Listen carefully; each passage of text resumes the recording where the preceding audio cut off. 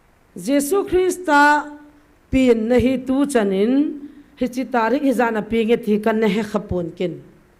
koi macha mi ching mi thim le kha thim jong i sei pi pon ke jong kum se le Christmas pikalin ka chin ai wangin koi macha ko ma tarik hi zana pinge ti chu Bible am lo je chun ka sei khapon na no na za kha lo ding ka ta asane hi chi chu tarik nga December zan pung thum hi leisina ka mi te ka vilni leisina ka mi te dinga vanui ka hung ni hi van mi te to hung ki halala he chwa chu le ya mi te dinga ta sami nga ka hung pin ni chu he ti chu ama kam chang ta izave he chu der 5 fa hin ikipa je uchun Jesu aping tai ti chu ki pa thu se ne le taw khom ne le thangwa na azat chan le ta san chanin inamang khomovin hichini su na chun mi sanga le sangli ke ka hingovin pathini thangwa ve hichilai ta pa chu lam kai pi pu ho hi alung dong tawin thil so ki dang ho le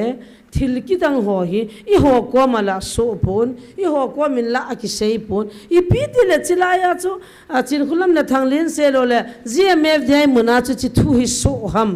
divin lungil tan amuna meeting na evin hol gil na evin amor in a hol do theta povin alho wa hol la hol do lo phanovin akingai ton lungil tan ki sei khomin meeting ki nein ke bi silam kai zo se ki hovin ECA te ki hovin KCC te ki hovin lungil tan gial khom na ki nei ati so khata tan gial do hi ve ta lungil ta gyal khom na kinein tua pana GMF dai chi ta loading heti cho aki gyal do na na tua pana GMF dai langa chi ta loading ti aki gyal do an heya cho achi chi chu thanei nei nei sunu misona ko na no ro ding golwa na neiwa thina nei la don ta loading hichi pawal chu amona sim thu pa cho ajang ta ve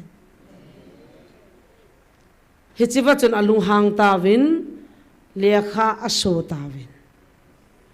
hichi chu der 5 hi ai poi ta hanila nila a ping mong poi der 5 me poi 25 ni na ping mong ti ding a sei ding mi hing khat songam poi la hung se hen ka ti so hilai kul bin za hung se hen la a khu ba jong se hen ka ti so I title dung zui vai sim thu title reverend tiu pasal tiu mi thing ti na cho reverend ki ti yang cho na dim se no mi thing bu ta lo ti na he cho nunga azong boi ta lo pasal azong boi ta lo ne la cha azong thing sat ta mi thing ho ti na cho reverend cho reverend title ka chan lo jen pathin ka thangwan ti zat ta amo si chun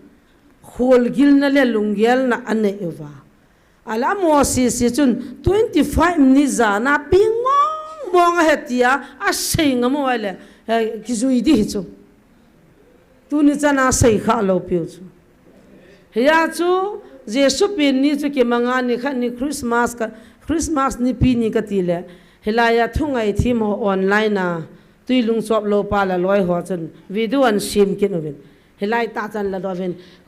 tu ni gari singa lang to nai dung agam tha dunga khu pi sunga gari ka sol hane ai chu gari auto ha e tu ni hi ni pi ni ai chu Jesu in der 5 ni ka pin ni atia chu 25 ni khu mang ta hi bin jong ti lo pis ni khu zo si ke dinga ki bang he ama ka pin ni chu ka ta an sil chi thu cho vanui na he lo ja chu akum sia ki manga apin ni ki hello chu ing hil chin hu cho azinga chun dam lo khat ka taw pi honi nai le al thu tain ama chuni pi se yam kamat taw cho de 3 nia pana kho kapu khang kapa khang wa ki ho jong ka gi cha no wa hilei si ni ki thing ji het uma ha het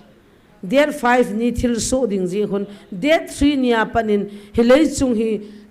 ke ho ding in ha ji tai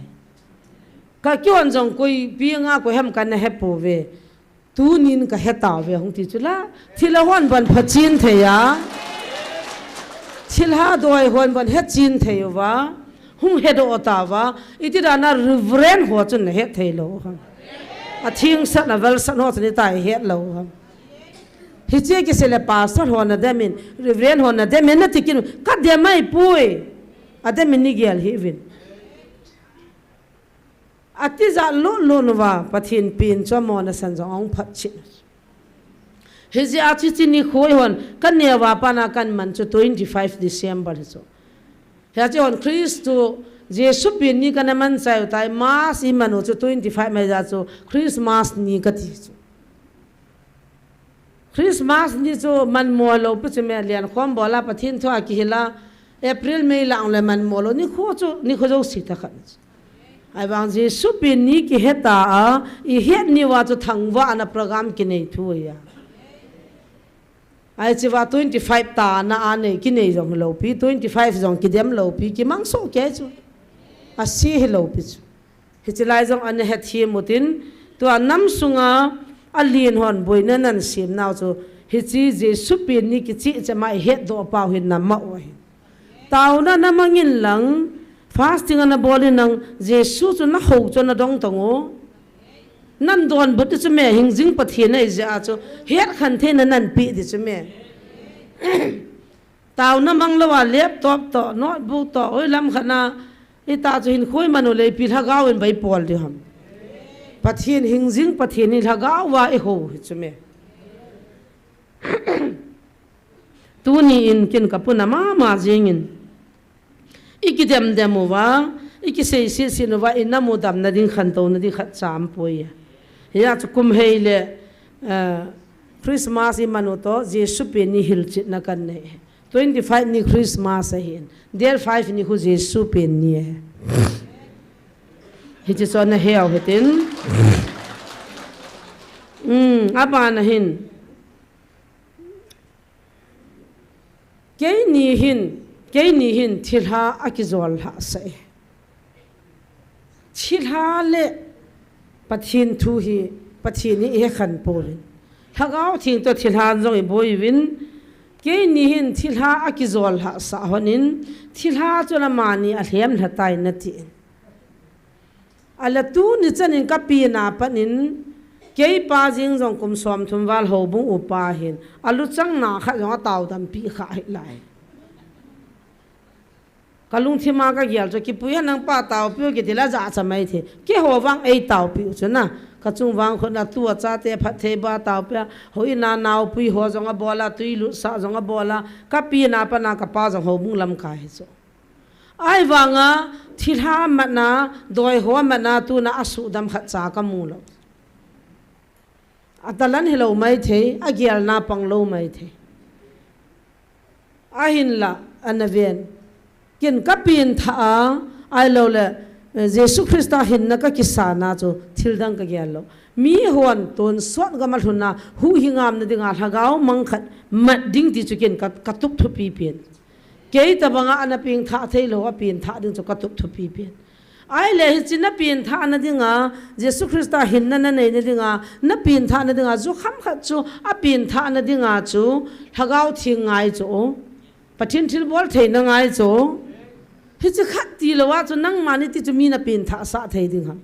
tu ni chana mi ping tha zo sekin ka pin tha sa am poi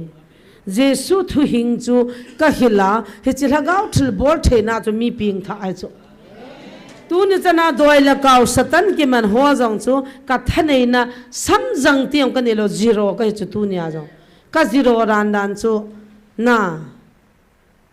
ka sei jingin e bi se jam khote bo ki bai ha jam nga jong ki bai ha lo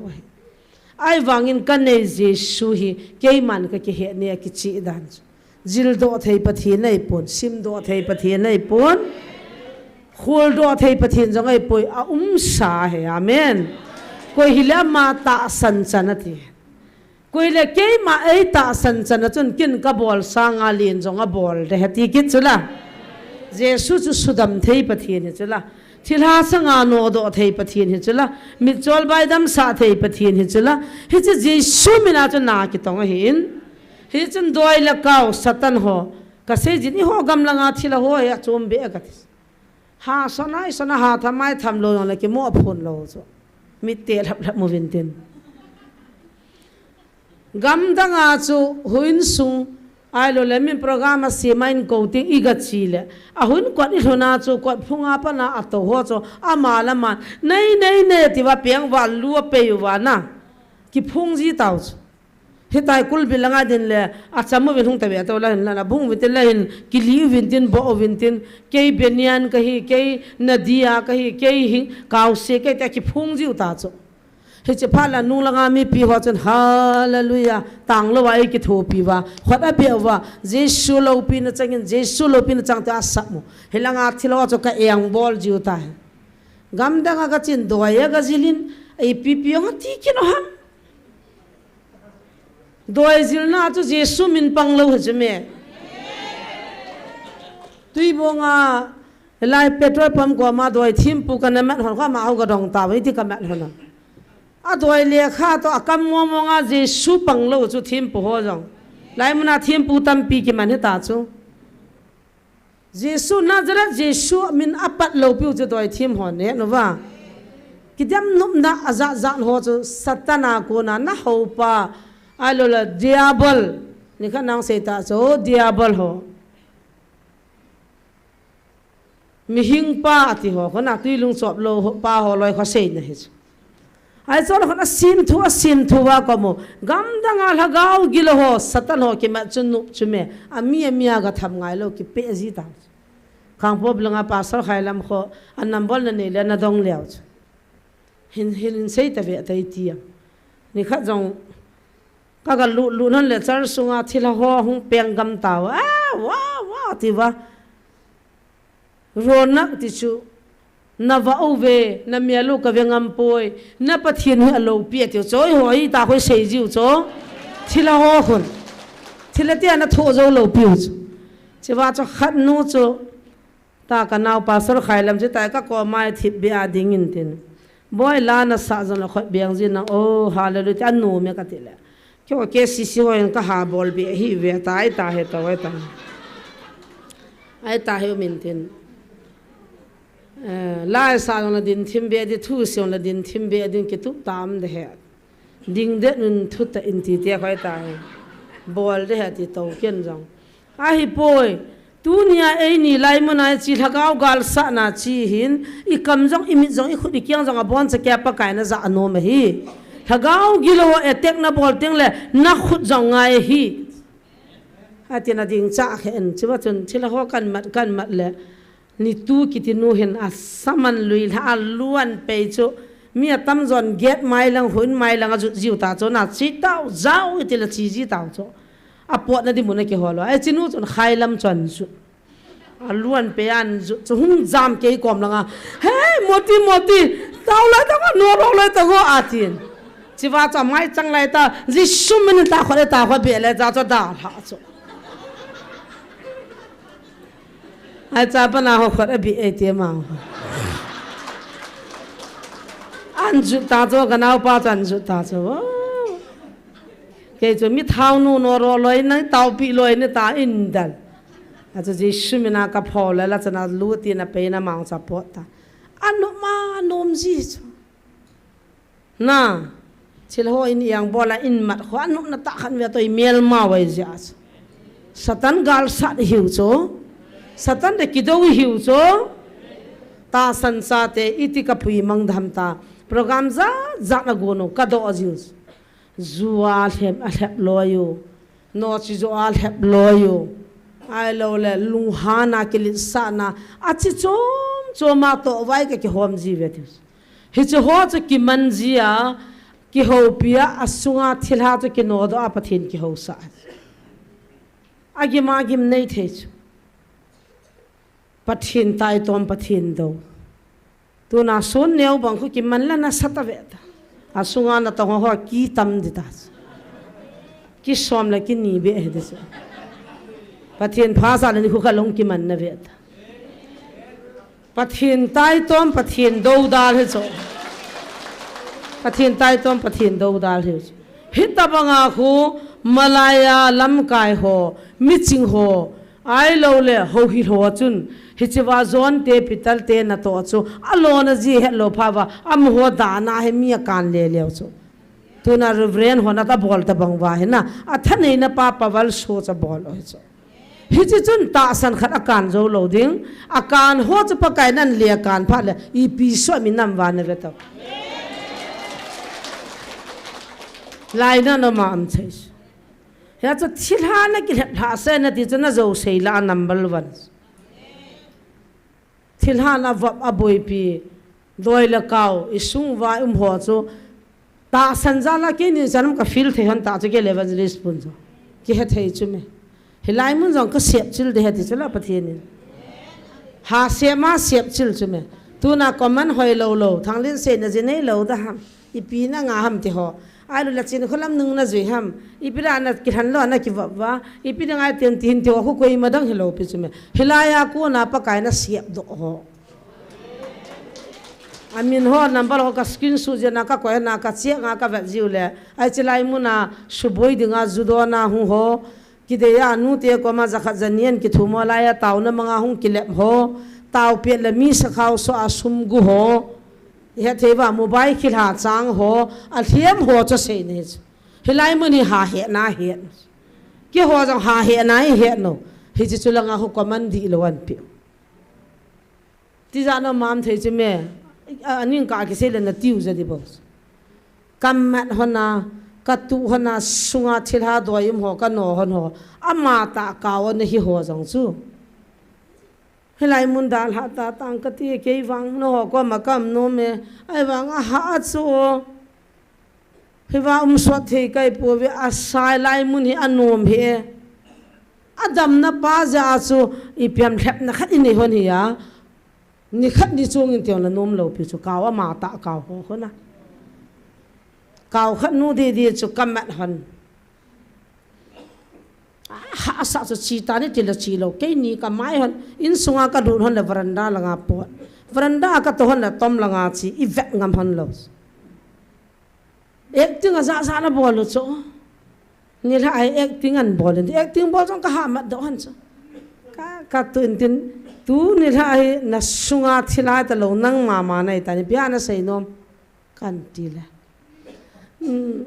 evangelist puto ei ki chian sa jing ho he nu lam amai dang ta pang ta ka be thila ki phong ta lo ma lunggel na lunggel he ti ka ma do ta evangelist pa ko ma beng ta ka thi he choi be le di kaw ho chuna ei ki chen sa han tan khutile ama ti lo I viang zo dim pon te nang kaw chu chi lai mun hi te banga pathin ne ki to na attack bola na hu na ne no ham kati san na chop them ve ta katila na thi san han thiang awang ka chop thelo nang nia het na van ki go ne na gang chalen khwa ma sanga na thai ma ai cho ta bang cho satani lep la thelo pi wa lep na cho ta me ke nang ka strong jing ka ti poi ti zanum lo hong ga gel mo mo to ngunga khat na mana ni tha na taw pa jing ka kisil kisuthi nga mani la an ni azowa hi chi cho sei chula ai cho a he ho chun ko man an pi jiu ta ipirana zinei lo mi ke ka ho na san ko man bol ngai lo pia mi lup la to na san jang boi pi ngai lo pia hi cho chu dia bola ko na lunggel ho che ta mala ni alo cha la ka vo han ipi sei thei din ma cha sei lo cha chu kapati ka thi sanin na muam chok ta kam mu nai wangin ka chop ngam he ti za na me hallelujah hi chan gi aji ki pati ta bo cho thila ka pati man bo cho thila nei le man lo bu chi me ke ni azo ki na chu khat kamat kin han ta kang po pilanga sa primary school kai nunga khat thi san ka tu cha as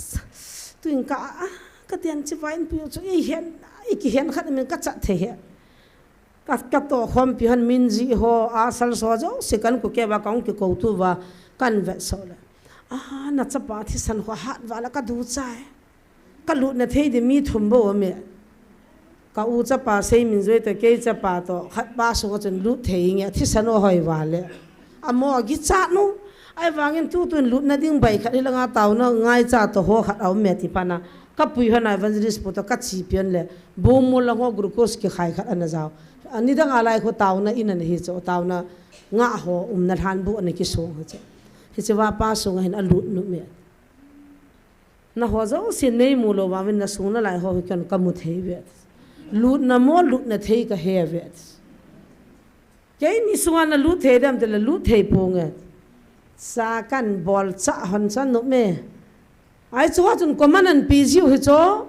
GMF de ui su thil ha na khutiu na khatiu to ka dang hello chu me ai cha ki man phone choi nu nga ho chu hi jiu chu me ya chu kyo ka pang pa de jong ho kha lo pi kwa man so ja khu ki he chil chap chu me thila ho chu ki manai ja chu ki he chu me a mo chi ti to la lungdam lo di cho e theiwa mol num la koi te la pa sol khat chan nu jong skula o ya pang kamu achu tan tan kan sei do di chana pa min chu pastor le chu pa chu KCC pastor ho hi chan chu sei te na a chan nu hin mi a pe a school ho hin ama chu min a pe san pu yu chu ngata na mi pe chu ngata a sap anau pa ka dei cha a chapa thi ta ama ni dei lo a pa jong ka tha de cha pa ka chan lo tho de ta pa chu thita chu school nei pa thita chu dong sa khang tha sa a cha pa chu chang lo cha pang na thiri cha a wang to a mi dang kha to jani dong a chu ki chiang te le kilo hit ta bang mi te chu hiu chu me chu chu ti lai ta sana ke ni sei phat na thu sei dam ka ti chu boy tu kal ki control lang mi jong su boy ta hi mi pat ta hi in mi pat ta hi in sei thei lo ti neo khat a video mi na hung kap don viral sa cha pa hung leng za lang ki poro zal ki ho to na jong ta lo tu ai lai mun dem lam ka ya pang ai cho na dem lo ko na dem neng ai wa chung lang a cha min chung a chu pastor ki ji e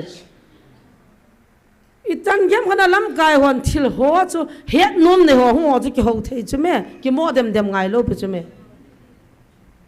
ti janum dal ke ni ka het hon cho ka het hon lo se ni ve ta kam mu chit ka het no sei lo thi ke hon lo pu cho gam la le zo na le zam la lo ring thil ha na ki lep la sa ve na ti chu ka ma ja kan se thil ha koi ma chan lep la on lo pu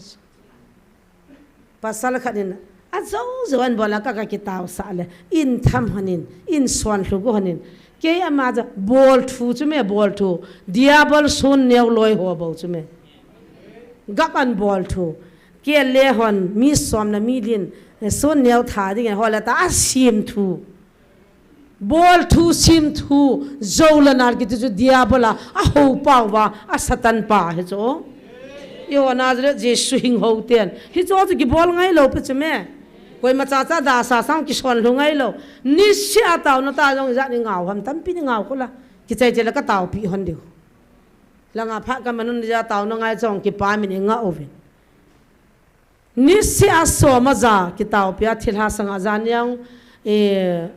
za dang te kha ka mat hona kan pu do gut chan hon le na ki khan cha no wa a tha go no nu nga pau he zo si ki ta ki thwa ki ho ji ta hichana cha mo hung wa drama hung bol thei lo pi wa jisu mina ki mana ki phonga dama ki le chula hallelujah ya chu satan ne ki hep la sa ne na tiu jong hi zo wa hin hitana se sang sun hi chi se ho chu hung win lang chom khat bi hung to nang ka taw na man hon ho ka thil bol hung vian ka velen ne ve pon phola na phochin pon hichiwa chu gala mi dem na bol pa chu nang le pathin ki ka hin hichila chu satan ei lem than pon hichi thu phunum dinga jong hichi vantil gi lo hung ki phon chu ipi hamiti le ipiong seva itia miti le hichi vantil gi lo ho chun thil dang hung sei lo bu chu lai jong kha chu ver som se gi ki sei ta sun kha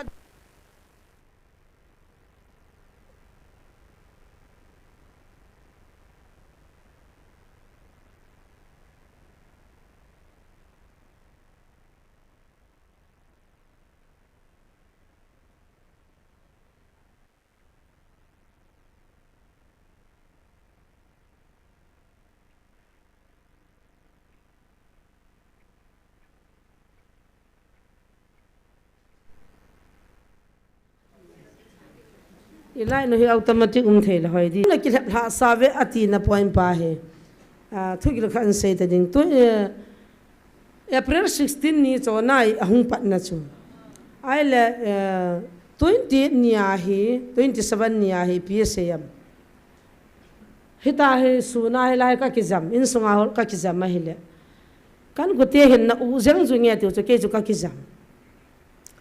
ai mi hi hung pu the thu chu ka thi iti hung wan te no pu the thu tin nem plate hi agam kai chi anem plate hian ke choi chu hung bai hai in bol cho kana ka cha pa he muno mon chi cho zo le ave zo sen za khat ni pi dio he ti kiet na la dio ka ti chi he hoi nam ve ven aza cha se hin ai le ta he ti ka ga lu chu mang ka ti dam ta ka ti dam jong ka lo nem ple ni khana ta hung ki choin tin ai ta if ve sa chu abon che ke wa chu ngai dam thum chu kagamu akiliang tan ke ho gam jong galin nei bol gala nei bol di wahitan kati wa zain nei ngai damun ka kisaran dale atiwai ta hena abana bana cha kitolo agam chu ke jana dang ka boi pil amun agam chu ka kasim chu thang ting kitiloi ai lo la si den ai lo le ko pipi ta cha nem plate chu za han ki choi wa hung kitolo cha ke kan na u jang jung dan chu ka cha chom khazo wa he ka ko ma cha evangelist po ka cha ten cha don ne the no cho nan amang si hin te ta khan ni hung be khau heno ka de mi hung ho chen he lo ha ma chu bang ging hen hung jinga na kidang we hung jinga na kidang we ka tila cho amang pau he ne tu ai poi khat te ho ngai loi vin thil kidang ta khan me na ki ho dong chu ka he rabi kan ka kyang he tan me a ha mo ne tiang chu ka he na puzon na nu cha cho hing de thing pin yang sing na tiang cho ka he na apana ki ho cho ka he cho ai wanga nem plate ng ki cho na puzon ngai in thu ka se ka dela sei to ngota mang hi jami lo no pa apon aga ma ka min nem plate an ki cho even ngai da ma ki thu mu vin gal pi ki do du gal pi dai tan ai wangin na zo po vinge hi a ki surrender na ta banga hi chi nem plate ni kan ki cho he activin ami ho cho ka le gulu ta bangan ai lo le iti seidam negro ho ta bangan mi hing ho cho ta ka ki mai nga ta ki ho pi di on bon hanu a ki tol do ben na pu jong ka lal wale ka hai thei te ka ti cha chu don ta activin ka hai chu kin no jing ka ti za wal cho ka thil mu chu na ala cha ta chu cha ka don wan ni ha hi mai cham ka sim taw khom na ka neule he chi April 16 na pa na hung ki phong jing chi wan til gilo ho chu hung ta chung ki phong ta happy namasang hona tu ni na li na nevin na su gim diu da na in namasang hona na kyang ta noi hona na ho pathin an ti ta chu na ho pathin na ne yo na pathin oi a hat ta me athi ai cha su ke ni ka ki pa hon cho hilai chu me son ne ho boina thilhan zo se hin ata se poi tu thila chu namat dingin jisu me na thu ta na sei sa de ama mi hina thilha chu zo chu la a phalo mi that mi sumang chu me happy na ho na pathienu hingjing na pathienu chun na ho loi kyang ta noya chut leading le na kyang ta noi wading in hi kamite zo sile ki ei hian in ei kan ta ve wo lo pi be se ka ki pa hon pathin ka thang ba tu hin kang po pi thang cycle hang ka chai thailo naw aji khano me jing 20 na khu cycle mele nu to kang po pe mele pa na ko diu na pathin vina se ye amo jang khu tha dinga ka koyo hitan na pathin vina lung sit nu ve amo ja tu chana chalangam khu bin he thi cho kalung hona dong mele ni ko din ko hitam ko loy vin ke hin le ke man ka gela ka se ai poi na pathin vin ka se nom lo ei se ti cho hichiwa chu thil kidang MLA pa doya ka bol now ka thagut now doila kolgama chi pa doi kila na manza abona MLA te masanga ka selo le min nangin na zo se hi sa dinga hin covinati na pathin win covinati ai cha chu kol ka bol han le pathin he mi phai je wa MLA ni hung thai jalon ta live wang ka pe lo piu in sunga ka taw khoma pathin thwa ka ke holi mu wa doya abol wa vetangoi phat moda nu chu MLA ho jong ki thagu nu chu la koi ham abol chu anoi do ho che me abol chu kidang ka sada pathin ji phat chin dinga MLA te ni chan sola taw na ka manwa thil so ho chu seida tang ka te gim ne he jing ai wangin abol na lo le a thagu naw la tham naw thu cha seita Mizoram ka chi chunga airport na in nga wa airport na pa na e pu pai pai wa ai khadina to nga ve ye za ma khadina lulanga ka ho pi wa ki si na ne ya taw na man kan hela pathin thwa ka ki holim hana he chewa chong zo an he chula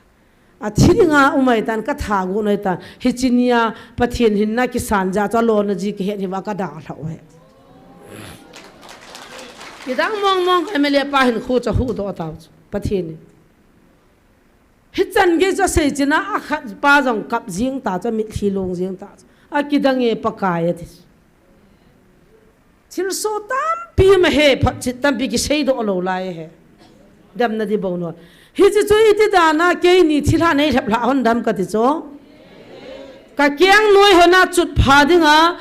pathianin satan ho chu chut pha dinga la ya hung hian tu mi cho nagalu wa nai mong tai kot bul hung ge tai na gel sang wa lien ding na gel sang wa gang ding hi happy ki sutup loy win gal bol ding ki ho ka hi win na pathian win ai hian hi o oi pui thuro ha cho hoi langa nan pat di hom tele infal khupia kan pat du he nan ku te phone bol han infala na so pi ho ko ro loi hanin aman ho ki viang langa boi pe kin khong sai viang ka boi adi chan he so ho ki viang lang ho boi pi gim village la boi pi gim village lang gol lang a he ho ki mam lo wang so piam khat chum hi mai thei pa cha khat chu pa he mai the ai lang jong chwa boi pi ke chun khong sai viang ho cha bon cha kevin lien na kha kinan ga gidom do la ka thi so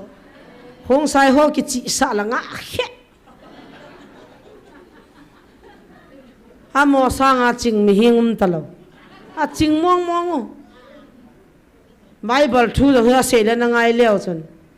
a ka la khona mo jang zao ji ve to itie ki ko wa itie ki ho wa nga kha chan chin khola mangol chimnen na ministry chu ki boi pi dai pi gal na se ham hitane ewa sa chan taring sa gini la na pa neu tit in a lu ti hung ta kurul ni la nga sa chumet hasan savin apul na do di ha ka ta tet phone ka tha ho ichiang le lu la nga pa ne kyang ta lang he ve vintin kan ko te ho mo ma khong sai ve nga chum le amakara khoti ba akili sa the dan kalung dam lo la he ki khoma ka chi ni la wa he chewa thanglin in jong pathian anum lo la kumala he de pasal khaila min jong pathian alung lai lo wale tumba he ding kan ta kan se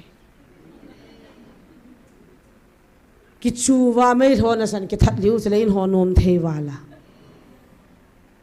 ai wang ka lunga sin ka punan ka lainan kan ku te hon ka chu na ka sari sanin ka naw te ho jong hin khu be jong amin he ja chu ki tiam he ka tiam liu he na ka sa dan itabanga ki phone wangin angai te povin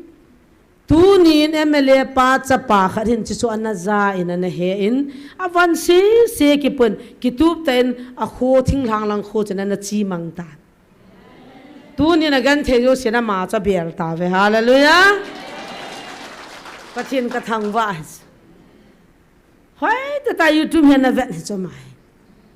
ya cha thu su cha bula pa na vet za chu ki chi he chu tu hin solal ki te hon ni alal ki te hon phone a bolovin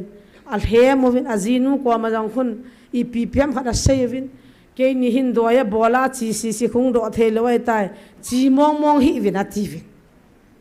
I pi kho ta na ho chu doya ne ki bola je wai gan the ta na ki to sa du hi bang ka the da wa na ho zun na ho el him ding chu mi kha doya na bola nen dim se na na to sa e na hip no mam ka ti chu thil jang a o mo mi sei la pha chu me doi bol ho zo ka mat ji ho ne he tui bo nga pa ka mat ni ho nang chu nom chu la a tui khat ki la khat ki ho na a tu ya mi ki suboi gun ke ka lu hang cho doi bol ho za ham ka mat han chu la he pun jong se chen ni khat nia khu pi wi nga pa cho ka chi ho na a doi jo sen la da wa pa sol pa min ho yang ki ji la not ba cho sei don ka ti la sei ha a sim hi chu me a bona le to la me ya ka hal ha wa ai wa nga ta ho homeopathic ati ho na non sa pa we pem thing lang lo ta bangai lo la company lo kha ko aza ni kha ni chu nunga khan hongin sang se gi lu nin lo I sim pe che pa cha na thin a ki pan ki ta new bol zanga ve ta pa khai pau ho khon doi thim khat kit ve ta he che pa ho kana mat ma sat pe no he amin jang ko sun niau mama ha he thong niau a chi thong niau ki ti pa he a thi ding ko ni kan ahung pan pulu vin chi wa hongin he no lam media nei sun lang kalim jang kap da na mun te na virus san nang hi ta bang hi bol ta pong ka te ati ana ki sin bol ta lo de ne ki ti min kana taw pe na na dam do tu khona bol tho thovin nom ta I sie te na hop so ma mai cham khon ni akin a ho bung chel men pa ho ki pa ke mai the ai chu ho doi choi ho ban vietnam koi lo wa no do lo wa ho so hon jong ho bung lam kai hon jong I bi nga che wa taw na manga hung pa chu vietnam ki ko hem ka ti cho farasai ho hil ho lung pu chu na lung thim wa lu ta tui bunga doi thim pa jong laya kana ven hon le sal bunga ka zol te mi ho sata khat chu hung wa hi wa na nam hamo sang som ni chin nung le ta an ti le cho sang som ni kan pu na heu lam chi pa hi lai ki taw sa chai chai le sang som ni chu pi pa nga ta hung bang kai hon chu chi wa I pi bo na mo ta he chi mi du mi da lo la do ya ki chi mi me ka mat hon tai me now sen bi ne dinga sang som li lu de ta som ni advance ka pi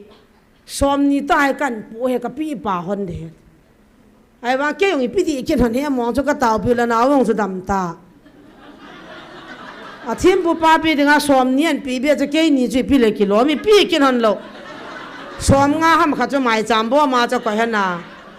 ki le ta a thim pu pan henu la mi za na ko mo ta som nga ka ti le wa na ni ri no na ki mu lo de bo ken jing ka khana som si ki som ki chang kam mu ya a sum ko ju thim pu pan ho ma sa ke wang sang som no ya ka pat lo ha ti na naw ka na da cha bol he cho ata chi pa chon hala na doi hu ya na ga ji mu boy na bi ga de la silong a tham kha ka la tham kha ka biet fu ji ya atang le ka di ma cha he he nu lam ta bol jang am pa thu ka se he o ha ma no life an vet de ka bol jin tin tham kha I thu long he a bon he lo hat zo lo a cho christian nge ni ja a cho che wa taw dam ke tin wang na jana na ki dal gam di cha no cho hoi langa jan he tam ke hello ai cha cho jong ha wa ka pho ta ka pho cho silonga tham kha kan da cho ka ta adang ka dip cha ji lo chu me ahung dam ji lo wa dam ding tang dam ji lo wa sumla tam pi ke lai ta chi ke ka ho dip cha ji ilung gyal num na dinga zui don le chu khona phana na ji adam tam adam lo ti ne hi cho alan no me no nga cha pang ho an ku te het lo wa agu a hung ho hoi ti ka bom de la ba long amum kho na pa amum kho chi ta khon va e ka su ja bo ta po tam I ga don sa la ni ha ma ma la thien ne he ji chu na naw khil hai tan hospital a evolution na bole sang nga sang som du nin sang som nan ki choi de itile an ki choi cha chevin nunga ho kho jan nu me dam hi yang la sei ta lo dam jong la sei ta lo a boi chu nu pi ho he ka na ram den na tai ta ka ram lan ti chu ka ni hum ke kya phone to khu chi mam me te asum la ki le pi ji talo in phul ji kha ha dan dan na ti cho a hiang le ngin ki ho tao te kho he ai chong te ki sei ngam lal ke ki sei nom lo cha sei ngam lo jang lo ai cho ho bung ai chiang o cho tui bung lai zon ve nga pang kho hung le in tom la nga pa kho jin un sa be ta la nga lut lo hilanga na lut le ka doi boi de ta tom la nga pa na kho jin un lut sa ji ai wanga pastor jang sen no ro ri lo non ta na ni khom pya chen pi ji a jang sen ba no ro lo no ni tin na no ro ri khutina thim pu ma doi choyu ma khutina zu eding ma no chi zo ma a boy dim se ti da na tu ni chana ai cho no ro na ding le ai cho sim phat na dinga dan na ki sim lo ham ka ti chu ti da na nam pia dinga gal jong ki chai nai lo ta jong gal khat be ki di na lai hilaya gan thei ta mil hilonga dap sapum puma nu naw chapang taw ho chunga cha dan na sim ham ka ti chu naminu na to ka wa ki ham thili di gel de se nam dam na ding na de le a di gel tang a pha gel tang ibra ulta pulta hin mai nam kong to lo ham nam dam na ding a di pa pathin di dai ho to ka wa dam lo di chu nam gar sat ga yume che wa hi jing ka na la doi la kau satan ki mat na le ki hep na mu ni chu me hung tang lagaw mi nei le satan ho ka ki cha nan lo pu chu ke nin ka mat hon chu jesu mina na thim bo jong ka mat hon chu jesu mina dong dau tun jong bul jang a pa chu bul jang hon dong win lang tui bung khupia hon tui bung khupia pa chu dong win lang lam langa grau na pan ama chu dong win lang lai zon ve nga pang dong tau thim po hom na jong so kan ang ki saran da lo ki phung lo khat cham ta lo tang ki phung di sun ne ho chu ki som le ki ni nei pa aki tam mong ta chama hung ki phung so ke di he ni khong thung de he na loi da ho yong ki phung ga mai tai bol ta pong to zo hi lo cho among cha hi lo leng sol ta ne ka zo hom ka tam ngai di cho tai pai te chapang nunga nu ka man na doi thim mi ngang ki su to wa che wa le to la anga wa in sunga chapang to doi thim to ka ki chu chula nau te ni ko to pang die jesu to ke siam pu te to ka pang da iki khoi diu o ka man hanan sunga hung ki phong ta zo pong ka te ka thi dai tai a chunga doi pa var ho jong be gam tai ka thi dai tai de ka chan nu ning pi ko ma vin do pa na in mai lang chu ka khap ti a ta hi ve sa pang nu ka mat hon pha na ki phun chai pa a ang ho a ki chim a jun than ho a ki chim a ki wa varan da ho na ki su la kum som la kum gup cha pang val leu lu sang khwal rong an putian a sa lu zo ta lo ki u chang an om kamat kon hana van ka van hana in sunga ka kin ko ta pa jong hung cho khamul saw pa thim pu pain ma kin ka het lo amel oi pu zon an het ka bela bon wa to mi nga chu thim pu ngana na hiu lai ground no ya pa ya chung langa pa ya lai sa pa ya bon wa nam hilai chi le hi ka doi tha naw het nang na ma pa nin doi bol hon doi tha na bu ye tiu cho thila hau kai lo pu chu me agam ne ho janga wang pha phau chu me hichilai mun hi jula sa na ki ne le doi tha na mun hin nang na hung pha nin ka ha thei dei vet thim po sei ka sei chu chapang nu chu ka ki chu da wa bon wa tham ga ning ta vin do ka va sarana zamu chi do a bon wa chu tham ti ka ti hi chu thil bai neu cha ki to ta lo pi chu me ta jong za na a tui po do en bol wa ong tha so je shumina ka me ke ji ver gup lang ta chu ka tho ni tam he cho nu pi te se khanan sol wa ka mat danu satal dei ni kha kanao sang khat pi wa na chi ding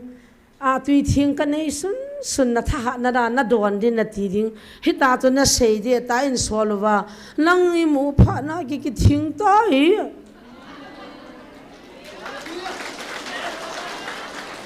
iti don sa vina tiam evangelist pan khada don di evangelist nu khada don di nan ti ding ka naw ipi ti da na min sei do hena ti jo si chu ka sei do oi ta mo kal hunga nga khot kala a tui te ni cha ma khot na ji sumna ka me chi pi he nu tu kalati hon pang ta hin ka tile ai ko kho ke wa an sung wa ho ka cha te khat thung in tin le anang chun choi le chun kilom pe na ti wain choi so he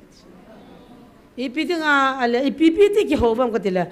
upat lin ta ani yong to wa an sung wa chu ipi ta he chlai mu na kho ama hon thim pu thim ga ho dem wa zu hun ho dem wa kham thei zu ho adem dem ham le si de me cho cham di mo hi ja cha mani kho ki bol lo le thei pun ten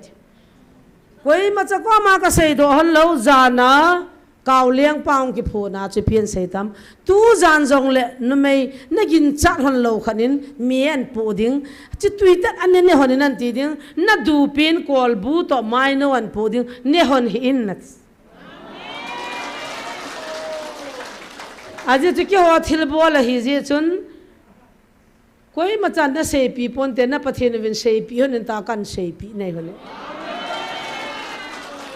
mol kong len do chanon le phone hung chat hoya nam hana jo na boy kang han te nu atila hung loi loi hano o so cho di he ko yo phone cho ke no ka ki zil ji han bau chme ka ke na ji hon che ke ni he ka ki ha na hona la ka ke ngai lu non ma la box ka ki zil da non phone ja cho kong ki na man di chan hon tu jing ka thu phone chen he na ka tile hingu cho na anti na mai mi ki chi he ki cho a hian he ki la chen pang cha he ki a hi lo la nga pan jong la lo na jim la hingu cho na ati kaung lu nan le mi la bu chung ki tha cha hoi the da mai no jo u ch nam pat thi ban je su min choi nang in pang la nga khon ka bung tha vi ne ta ka bung tha ka ne ta lo pius tu kal a tu di dia a tu hung ki choi hin na ne lo di he a tu hung ki choi ma he chu doi la ka vin na lhem lai na ti chu na zo he ka ti nei cho ha bol na bol be ti chu doi thi mon ha bol ba thang to mo vin doi thim na jan hon ho na sumur pa alung hang vin si tan ha bol vin ai wangin alu thei poi ti chu hallelujah na hon ne he lo he ti chu ka he no jong dim se chu kit le abana chu pi sei kinam tu nya chlai mana ka ne le ho zu hon kham theya ki ve ho na sei hi kham thei zo ho hin aji te o cha te o that gam go ta ve lung hang ve ti lai mana ho taw na na chi ta lo ding taw na na chi la na keng ka ka ding ta pa pa lu ta za ki nu ta cho sum ngai lo ho a chi pi ti nga chu na zu hun cha phapoi ta ki sei chu na ma aham ka ti chu zu hun te nu pa ka ban han cho chi wa hi a zu hun dan han na sei chu na sa chu la mo nga thei poi ti chu ai le tu ni hin kha ding ta me nam dam na ding in ke nia pa ke ni thila na thap na sei vin ke ni chu ka dei poi tu ni kha ding ta me no chi hol ga ve vin ol bazal la new bazal za no mam ga ve mong vin ne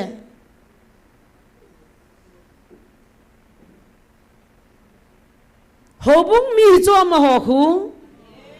alan ol bazal hang new bazal la tui bung hanga zuki zo ho koi zo nei sa ham ei mi cho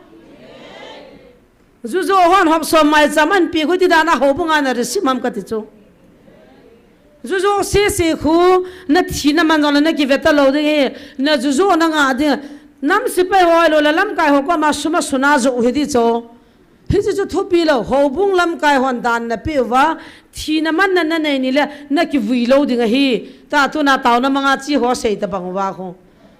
ho bu ana ki no ro ding hi nau hin zu na zo wen khusunga ko na na pod de la chon son ni na mo damin tin pakai vil na zo ngai hi veta ibra na lim salo zani ka zu don nu ka bol cha iti ka chu zu ki zo na mun ka lon ham jong ka hello ka du cha phat la kangwal ji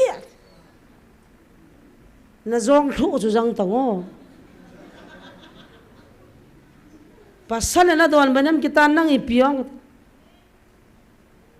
khavinila chu tui bonga kham dana boi sian ku tian ka pui do tauna ni ve hung ta wai pun jong ho ta ho kin jong ho ta ka ipira jana don le le ham tui bong hanga alo lampia muntina tauna mang jong tamul ham ka ti cho koi ho bu ham ka ve tang no ju ho hu a ho bu jun ki pho thip tang ne ai chila mama amule chan cha tang nang sim cha dewa cha ki cho sa ji na la yu shumini thagam dewai te na mo hi sum lo lai bo be dang ai puye taw na manga hung ki kha jong ji dang lo pu chme hop so mai cham ha sam khan te tiu chme azol ho bung in phut do le pi hing pai de tiwa gi chaw chme pathian ho bung phut ta ke sol kha lo pu kada sa sai bol sa go no chu khai pu ti pau thang ve thi mam pang hon ho bung cho ke phu do tam a hotel bola puri ta ho thip ben ki ta la wang pha a boi sa hunun ki chein tin hoi lai ho ji ti es kada ka sim ham na ho ji me fi ai hoi ki ho pi the khat be le o ka za cha be sen ka mit che ya kai lu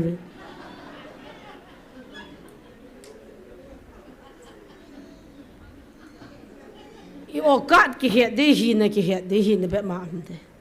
hagao ngai lu pathin hia chubanga nam ngai lu la hung in tinung pho thip ta ta phone na va na jilanga zo alu lan sung mi ki man kha mi ve ta khai pu ho alu la ma hu ki man khang ham ka he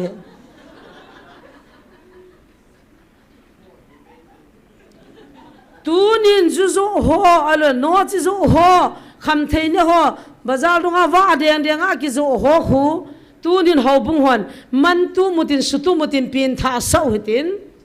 chule gala ki chai nai poin je me fia taw na cho di poin na tile na ho bung a hin gong tang no gui tan lovin ki chai lovin taw te ka hung de we he hilai si ki tolutin hung patimin lang hi che ti ta po ta na zola na nung kan zui zo ke diu tu na ke wa pathin ei vilna adi tai za ka pancha he o mi hlom da mati wa dana semula mi tam che che ata san pung che che ka lungdam sel mi amu chin ho chi long en ti wong a bol ri da helma na cha pa ji nei lo dai tai ki he ni ne nang nin sekzan ha jong che ke si si ho in mun khana program khat agono a pastor tui bong pastor pa ko ima cha cha he lo cho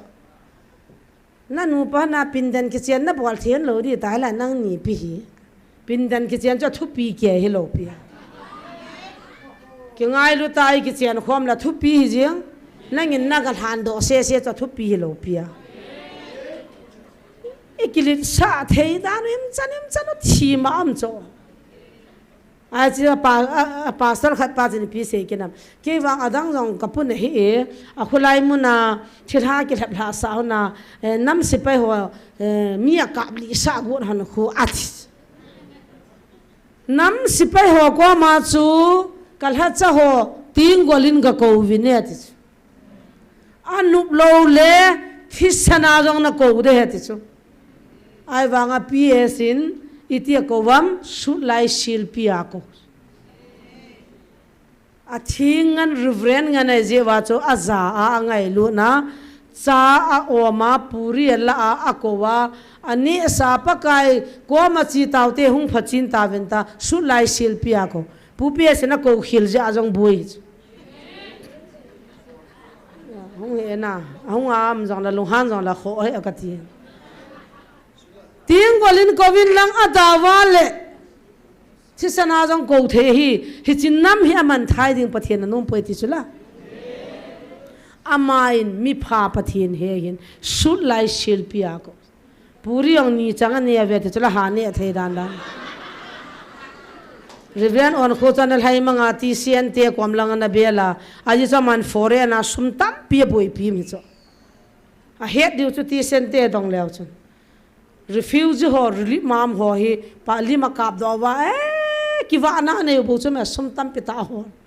akuru le mu ve ta hi chu net na chi ji wa cho cho a boi piu hi chawa pa kai ko na chi sang ta thai do a ti sen langa net na wifi na cho ka bia ta di mang bo en bible ni ke chai hung ding den pa kai jen itin jang kal ha vin la vil po vin ya te na ti la he pa lo nga to pathin haga om he de chu ding do pathin haga vin mi vil ngai po second coming a hung de he nga khil ria lu ta chula tu nai jesu ya hung hi lo pi cho haga wai hung vi lo bo chu me hung di chu me mata iza ve ne ki hil chen diu ham ya cho satan ne hem po ve hem lan po ke ni ka he thei hon nai ye azo in hagao thing ki phun to satan ki phun hi abui pi ta ve a me be ta ve satan hi za hagao thing satan ki hian tuma a sei ho chu hagao thing in a sei ngai lo tu na ei vilu ei ho pi pathin hagao thing o hiya to kan sei ho chu thilha sanga doi lagao satan ki man ho iti ki manam pathin na hian tuman sol ho amon chu cha sei ho hagao thing in nanamu ka ngai lui ping thawin ki sim thawin nanam pumpi vin na lungu hevin ki ngai lovin ki lung sin vin at gamjang su thingu na injong su thingu na ka kulbi jong hin su thingu vin at I pia de lo wai de no chiman hung ki pi ho thim pu ho na mu ho kham thei ki jo sum ka ni le ya ko na hung ki to ho cho ka dei po et ai jo ka ni le tho jo sin ni do kham thei jo sin ni no zu hon ho zo sin in no ai za chu ni de mu le I de mu he tama ki lang he chu me ya de ma tam na lai le abui tam na lai ti na he chu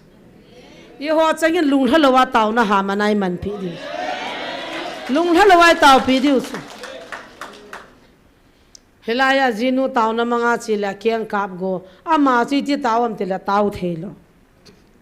helaya cha te hung ama o ama chi ni pi bolam te la juju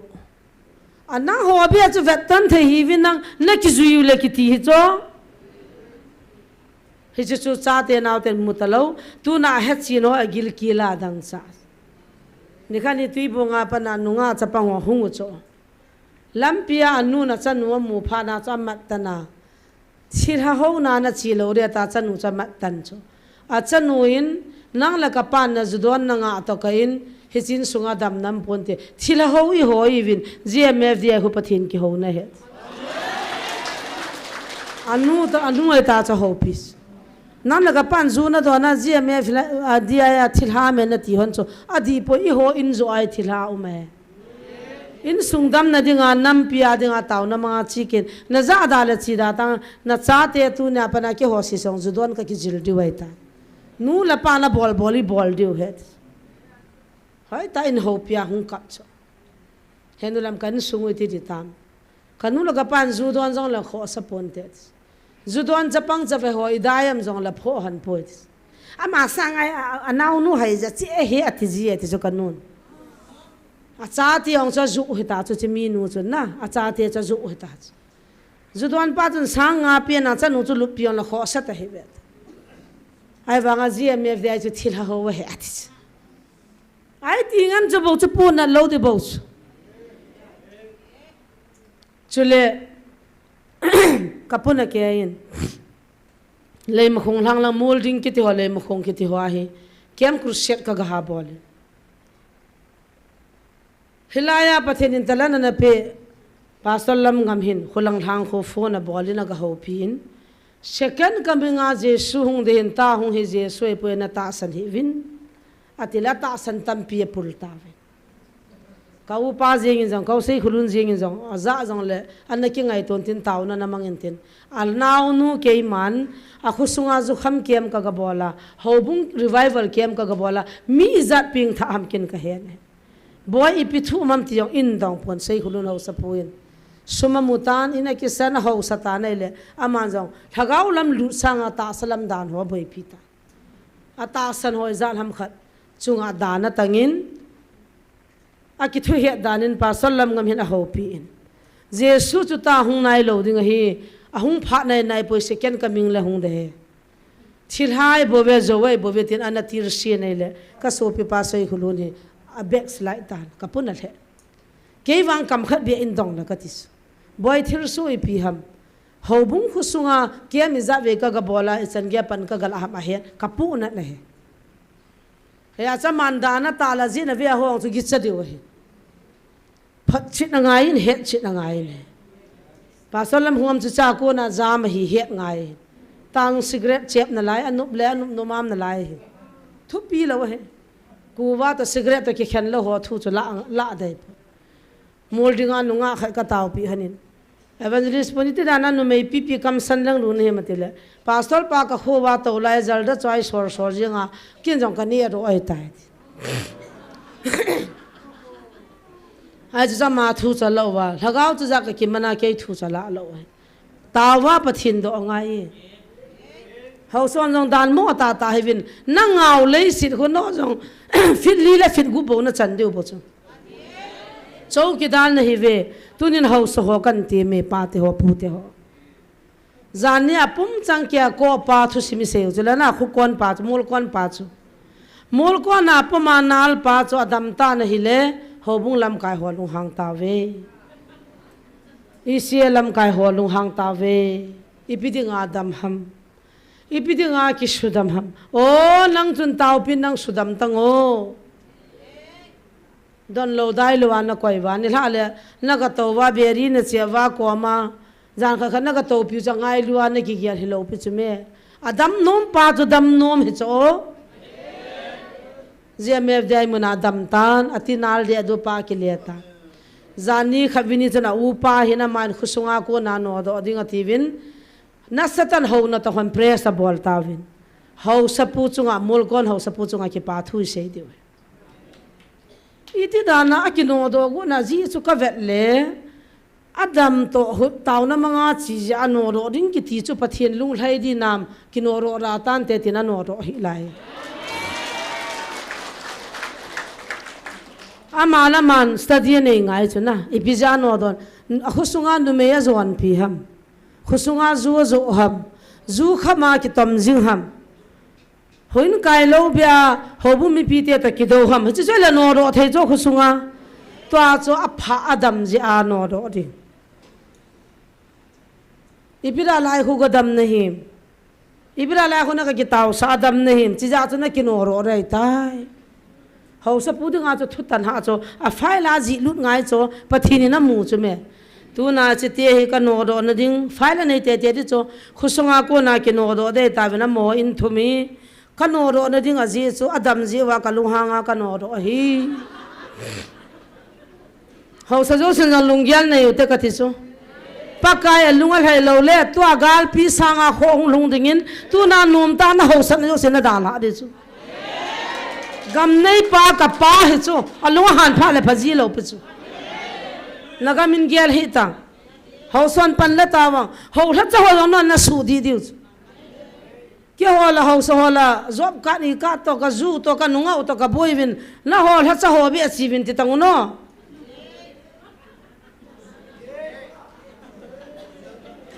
na ju don diu to na ga ri so diu ta na nunga boi pi diu ta ho so jong ikal nei lo piu chu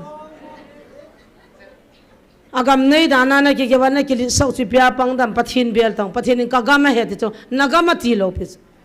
khat cha ko ma nagama ti lo pi chu pathin ka gama ti chu ka gam na subu ta ve ti pathin gam bo cha bon chang ke dan di lo na ta na chunga pathin lu ha na chu ding na khupi gam de chu ana ve ta wa tu na taw na mang ba chunga dan na ta zu te zu don te zu kham holim sa lo bia na ma ataw ho chunga no ro na ding program na gona sign na kai le na kai ni nya pa na gam cha ki chai ta a ki sai sa ga tin ki gyal jeng ta pathin thu pi na nidam I si dan na zuidam pathin thu pi na zuidam ke bi si dan na zuidam hoi chu chun wan gam na thun ding pathin thu pi chu ni ti hom ke si si te dan ni ti hom ikil han diu pathin het thei nei pi chule sopi Catholic hoa ko na report khat so inoi seveti thu khat an sevin hilawa hi noi silama ma sopi Catholic ho izan ham khat jong hilai muna hung tawin pathian hung bel tawin amo ho bung jong khang to hanang dam han ki thi he nana gyal khilovin ki ngai thi muti aniaw khat Mary yong pathian ne naga ti pa ho ki puna le ki seije adang anapoi ka unu ta chunglanga namlam kai na tong nu tan jong na tu nai bialo Jesu he di ta hi ti kamuchin tan hung di ka tila namlam kai lin ta ka hi jevin ei ve hidi om ja ka ung theilo he jing kan na phona ka ke ho ni kha jong hungin pathian ha chapa la ke kiang hung so men ke nyong ka kap jing hon lam kai lin ta je wang chen ka kiang hon je su min na hung so men ya to koi man mi san ki dam lo ki loi khom na koi ma cha ki tai tom no ki loi khom na jong tam mo amin jong ki he zo zai lo tam mo la ma al hang pia KBC KCC se cho sei thia lin pin ja ki min pha thu ja anoi la nga ba kai dim se chong thu bal thui pi thu thu jong dim se ka he zo zai lo he press release tivam press tivam mi pi tiu ham jong dim se ka bai ha zo zai lo he cho akidana akidang the hin hichelai mon ai chi phungla chang ho la bi akivya pui nam pi ngai lua pathin ngai lu si sewa hung taw kho mai bo hallelujah he chun choi he thi mutin kilung khana na taw naw chu ke dinga ki pana le gal zo na het nam dam di de wa nam phati de le ki dem to lwa chilai mon ai taw khom de he chule ko na ki nei thu hin boina sem ki ne Lucifer chapa sonia winitian seyam hani ni pesavan de ya baba hanium de ke hi siatel hani ke bi sitian thanglin sei hani ama khul hani yang lo pungka khat di bawa ka ko we pungka khat pathian thu phun hi hung vian la hung du ni nang thamin kitis ipina chu de ki cha no aki cha bi se vai bi se ke tawa hi chewa hu chi la doi mi na ki chi chi yeng pathin mi ne la doi chi pira na ki sa no hung tango chewa na chi chi yeng wa ke wang chi chi yeng pong ka te tinang ge na pa nin hung ta win nang pathin tha cha nei lo na title chu ve tango reverend pastor evangelist ki chu na title chu jang nang hi chi doi chu no mang tangi athira pa na ti pa no ding ane ke go wa doi na ki sa li ti nang lu ding nang lu ngam lo di he sa neo pi jang na ki sa no bo hi he bang lo ma na ke go wa na hung ngam lo mi ho ko mai chi pa hi win a chi pa pa hu a ti do ya bol ja chi chi jing ji ai ta ti ke no ami chila la ki sa ta bang mun da ngam lo Christmas in ka chu isa mol haya ho kanu te ka ki khom cho wo mol no ma pasal thinjang thu pi sein kalu ru i pi sem jang ke lo thide i piam khata sei gu wangang chu sei thelo hita banga ki khop anu mo ka he kha he hat thide aung ki liao chula anu mo ta me go bet ni ka be pa pasal thang upa thanga ka do la sei nom lo cha ka be phana chu ama mi dem kit lo cho a phana de la ka ki kho mo chon wo ka lu ru to i pi khara sei khanam ka lu odon athi hilai mo na lagao me lagao ani tau ta ba lo cho ai chu lagao mi ho chon chiang ai cha wa hu le da la di nom lo me zo ho jong me kwan sin ji wang ji wa i tau sai phala zu ki ji hu cho nu tie za nam kha jong phal do ta cho ne la chan ki su to chan wa na gang chalang thai wa nu thun pha le an niang hi chi me bazar to hon jong dukan an khawa hung wa zo la hon kinu ni thum kya to ho ta ki mu tho amu ki bang to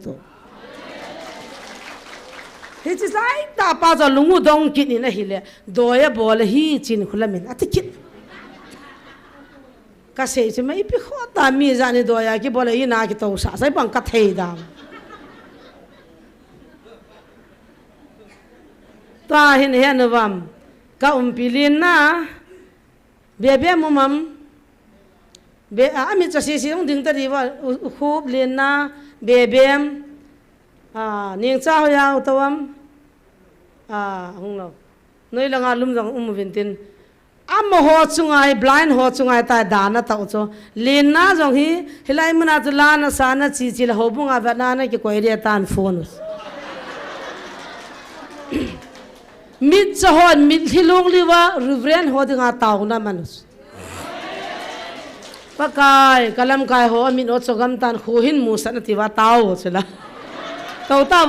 bo hichiwa tibu kimlo ho chunga jong danan simu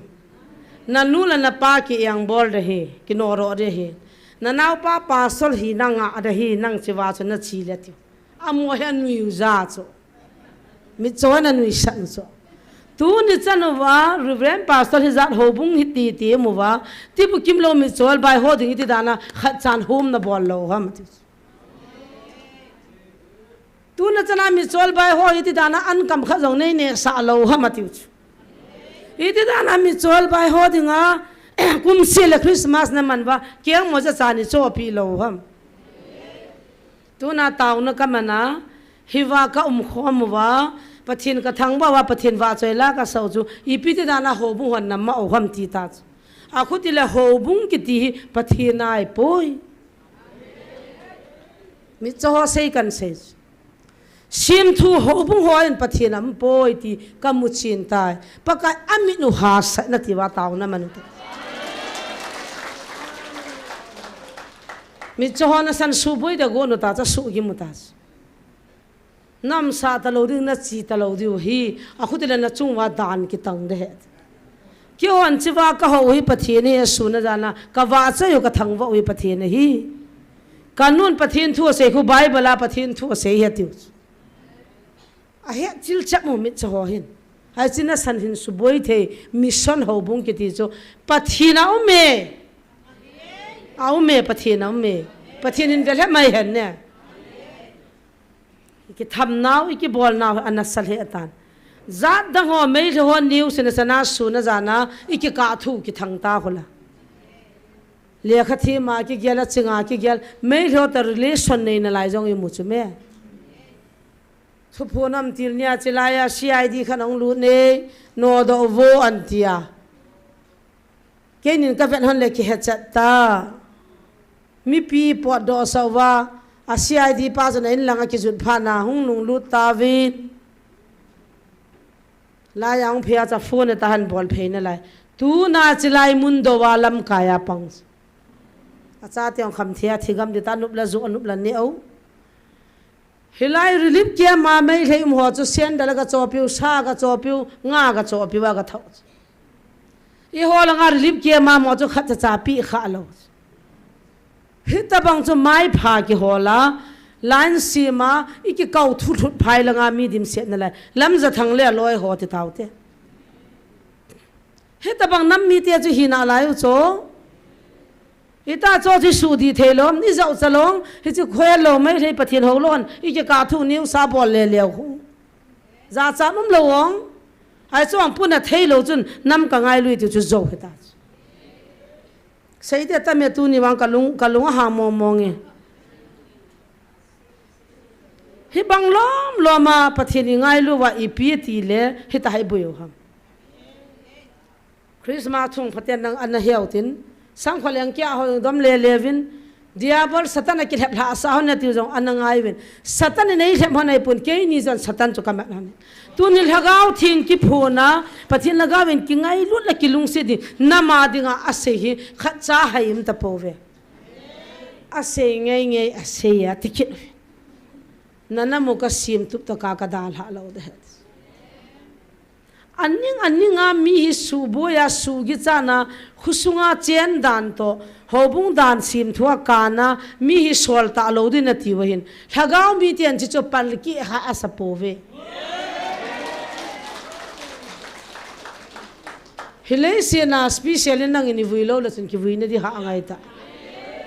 ihung ui pha la min the dan tin vuido ta ta akuna ui cho koi ding ai ta ai lo la wa cha te ni nen tin ni sai ta ta thi ki cha pathin ki ho ngai ta na thi ni la ka vi lo ri nei ve number 4 la thi ho jang kho line na ta lo thing sa na vi zu eding a thi ho jang kho ai che wa sang khol chul kha chi ki ai chi kin thu pi ta chi man pha phol le van gam lu da na gi gyal chu di lo cho tu na na special na vi ho cho van gam thung dinam na ngai to kha lo ham ka ti chu ngai to ta ka thi ma sang chun pen tha sa ta nge GMFDI hagau pu na ki to na thu pi pin counseling kau ki mana ki no do azaw la counseling a ki pui tu na phapona nai sai pui na dio ho kau ho hi jiu ka pho ji on te ke nin kau ho ma ki phong ji naw nunga cha pang nu yang chun hoi lang la aviang ki se da tan tin ka that nom naw ho jong me ti ki ho ta bang tam na dungan ka ha that nu ve ka ki tho ji ve ti sa a ki tho ho minan se chu tha si nam da tu na chilaya ngam ta ki pa da la sa ding theilo la sa hung ngam lo ki ko jong la ding ngam lo wa medium dem ho jong ko ki ho mi he hilai mun thiang lai la sa he ha sa ve khalan nin jong sa vin a vialin na ding ngam kit te hi ve thu se ho jong hilaya pha sa din diu ha sa vin ki phin na din ki lep na ding a hol vin na demo vin hilai mun da ha jong mo ve ke nin ka se hi lo pu ka siap chil de hetis tau na me a ha nin a thing lo hoding in a ha et ke ho kam thei ji po te zo hi lo cho he ya chu tu nin ka chang si hon hi jong lang nam pia dinga ka tau na han ka nga hon lo de ka changa na ki gyal ha na tong kai hone ke ni se tau jong la kho poi na pon vin pul chai ke vin kho ka sa poi patheni ko nau chu i he chila ton sot gam chan de ti i he ja cho ki hang sane adam chan vai tau na tui che je a su gan the tam chan vai tau na tui che je zaniang sung do panin ho so hon sung do lai tau na manga hung ji pa cha ko win cha om sa win tau na manga ka chi ni ngai da mentin ho so ko mangai da ma ki thu ho bung dan to khosung dan to ki to lovin kam ta ya ta ngai dam ki thum so hi chi cha don hole hi chi wa ngai dam ki thum sa hi chi song do ka diarrhea ka ji do he pathin an tu nam chi khupia chu thagau mang ki se mam thagau mi ki se mam ka vet go ne hi chi ho cha don thei ho sa ki ti chu itabang lunggel ne ta dam mol kon ho sa pu chu pa cha num chula ka gyal mi hing khat adam ji a taw na man ja khusunga no ro ring ki ti chu mi ching hi chol hagau mi cha het do he chu song do ho sa pu jong ne ki gyal pha de khavin di ha chon cha om sa an hilai taw na mang pa chan ngai da ma ki thu mi henu chen na ding khosa na ding ni ngai to pi ne ka hung do dai tai tin tai kho lin ho ja nam ki ho pi ngai in tin an no do lom hodinga ku ki gam lin ta ong na lai in sang som ni chen na thei ke nin jong gam kan nei hone amen all mo hi vina katis akiana janga hoina ki sala sang som ni wal ki chang thei de pathe nei pi hon ga ma hu khulin ta ho jong nai cha na dim senin all mo lo ding hi tau na man ja ki no do mi hing ki ti chu wana sanding alal lu khu li nai ta wan gam ni le no ro ho tong ki to khom dekho ka thi anup ti dan na ki chi khom de ko la thut tan naung ki ding khom tho nom di ta ho ka thi hita bang chang kho chu mi wang pha nei ve ha pan ki pa ve ta te nu pang chu hung do ding nam hanin hilai muna ke ko ma hi tip kim lo hom ja hi mun hi ong pun na chen na thela to jong ho sau pa dim she nai bovin dim she ne lung niau hi vin kati e o hin ho bung hi phut ta le ti hu ya ki phut nom lo cho tu na pa kai ho chi pathin ho bung chu me thu ngai ta lo am sa Jesus Christa ta sana Jesus mina tau khom ho chu kiloi khom na chu ho bung ki ti pathin chen na in thing di ta chu ke yam ta si pathin chen in thing ho in di ta ke am tan nanga am tan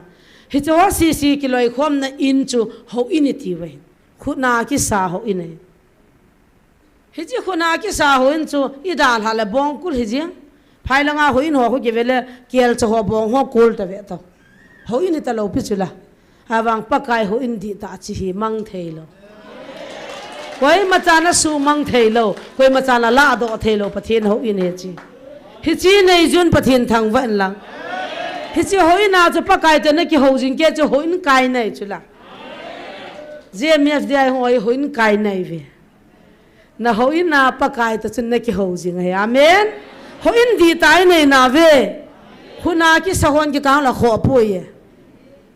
hi chun tu ni hin yelu tin nam dam na ding de wa le nam lam kai hon lung yel tha nei ut zola na lai ki dam naw pai hau tin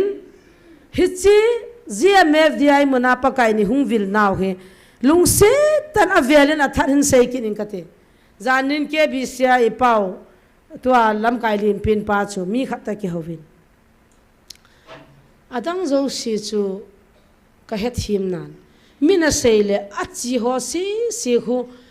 doya bol ngola ti hu ka gi chai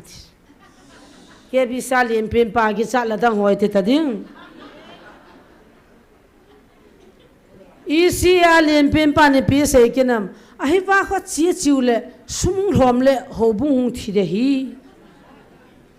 ho sai za nam kha chevin song gil ho sapu chu ga jong ki pa thu kha sei ta diute ho sa ho phabe mi chi wa hun kai ho hi dal do taute no do taute lai muna taw na ma ho he ga tiule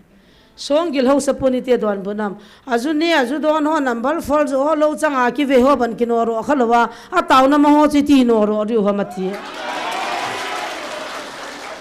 song gil ho sapu changa ki pa thu sa min chu ka hai ki tan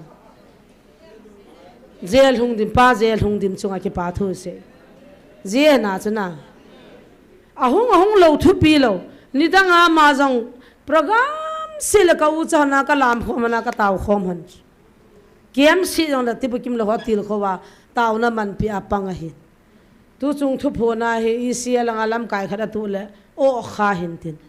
ai wangin thil he khan thei ding ka ta san I khu sung wa ju hi za no ma ju don hi za no ma am dan chu pathian dei lo wa hin khumang dim sena ki no ro lo wa min taw na mangai ti ki no ro ra ma til ho so ta ki nung le ta ve amai ha zala jol dan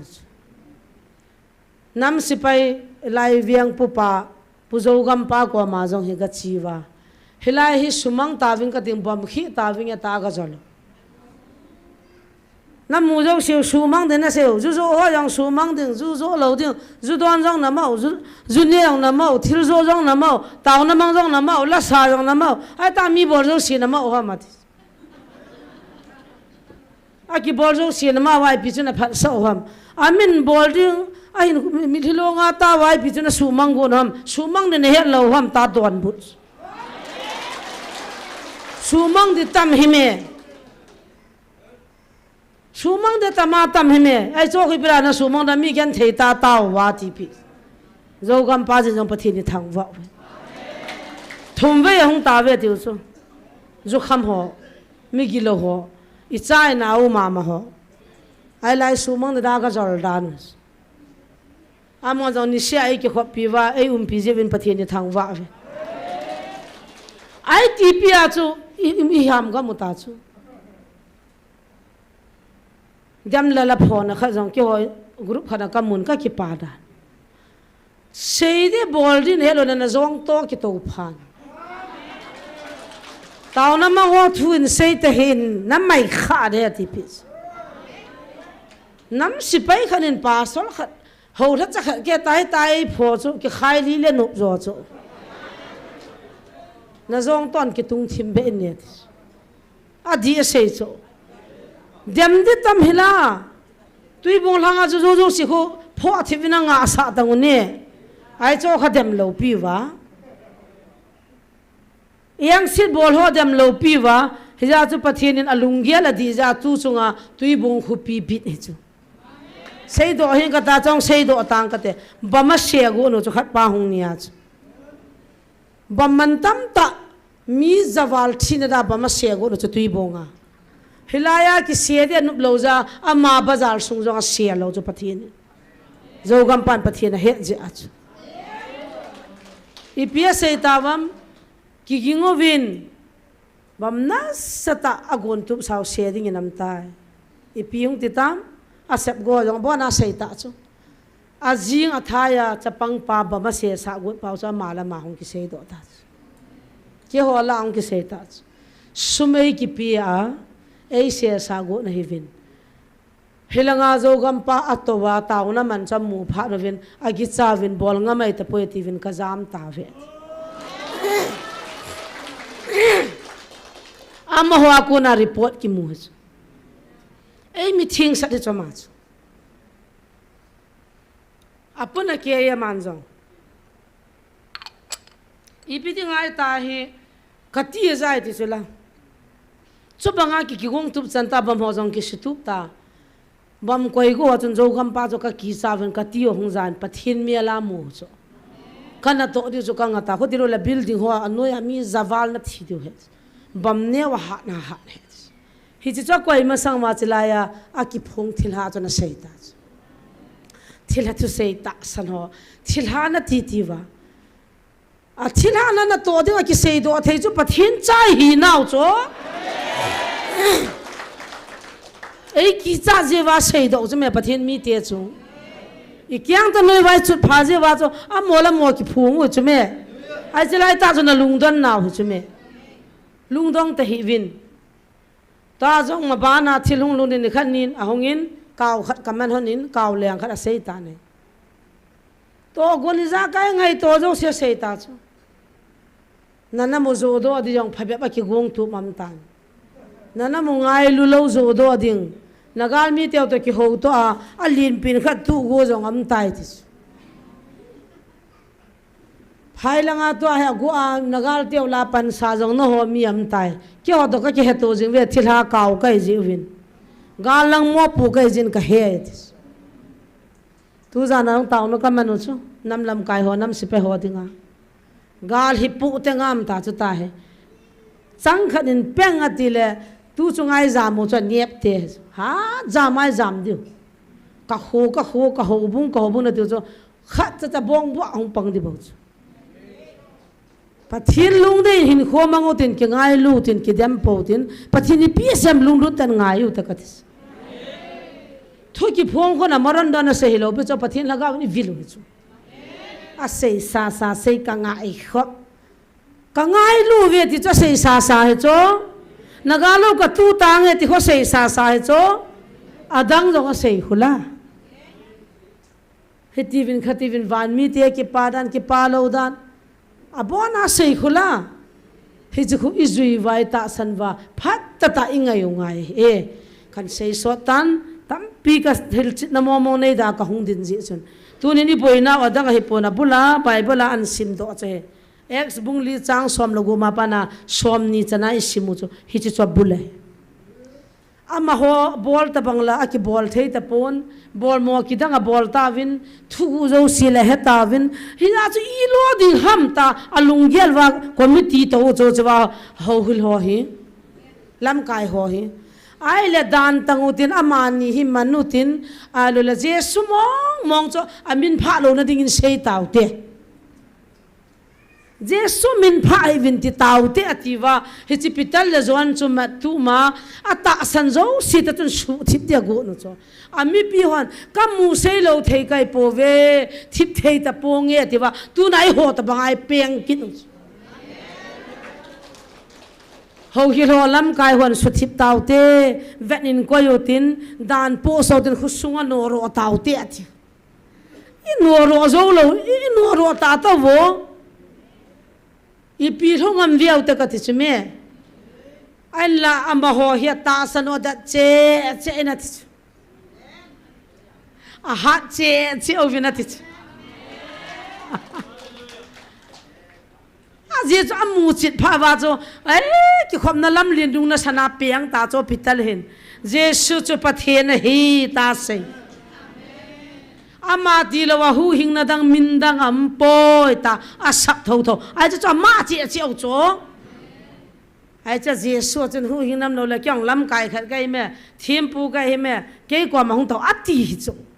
ai wanga mon Giêsu chi hin na lam pi he ama Giêsu I pathian mong mong he ama tai lo dang poi ta sap tho tho tu na zia me dai hung ang ki sam tho tho ni kha na me zo nu pi khat ana kin ni ro chun na sa chala tui bonga pa la la ka chi cho wo chin khulam ho nu at chin khulam ka ho kha he mu jong ka mu kha he ti chan ka chi ta na thi taw na jo ka jaw ji he ji shumna nam pia dinga ka na ma ding le kya dinga ka pathin ko ma taw ka nai tho jawam wo second chin khulam ami phinu jong khu ni ja na mam cho ima ama de khun chin khulam ho ni na khana song do lai ki khom khom jing pa ji no chun phone na ka bon wa ka ja wa chin khulam ki ni nei no ka ji pa hong ki pui tan ne phone na